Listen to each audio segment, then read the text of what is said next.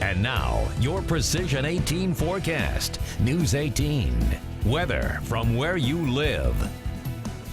Well, slightly different story back here at home. We're dealing with plenty of comfortable conditions, some more scattered cloud cover over the last few hours, and that's all thanks to a passing cold front. We actually hit 79 as a high temperature earlier on today. That's 10 degrees above average for this time of the year. Now, we hit that right around noon. After that point, that temperature begins to decline, and we're now left with a temperature near 70 degrees. Winds have picked up as well from the west-northwest, 16 miles per hour. Wind gusts up around 25 miles per hour. And look at the deviation in temperatures across the entire viewing area. As low right now is 62 degrees in Morocco. Here's Lafayette in the middle at 70, 76 currently. Still in Thorntown. So you can see the much cooler conditions across the northwestern portion of the region. That cold front straddling right across the central portion of the viewing area. Fort Wayne 77, Terre Haute 77, still 80 Cincinnati. But look at the temperatures off to the west of us. Springfield at 60, the same in Davenport, Chicago, Illinois, down to 62 degrees. And over the last 24 hours alone, here's a big change here.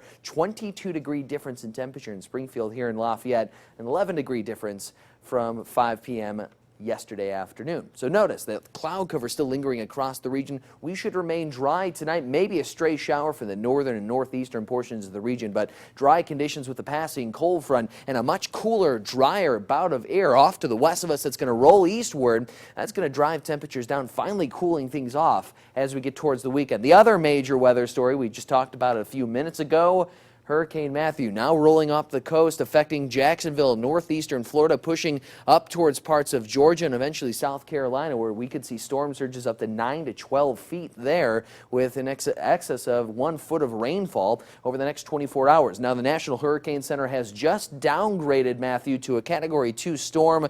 You can see winds still 110 miles per hour. Those are sustained winds with wind gusts up around 132. This will push northeastward, still a Category 2 storm as it affects parts of Georgia, South Carolina, pushing out, eventually becoming a tropical storm as it pushes out east of North Carolina. There are some hints that this storm could actually bow back in around and affect parts of Florida as a tropical depression early next week. Now, the good news is we're not going to be really seeing any effects from that storm. The cold front pushing off to the east, we'll see to that. We'll see gradually decreasing cloud cover overnight tonight. Pretty comfortable conditions. Some might even say chilly conditions as high pressure brings more of those northerly winds in across the region.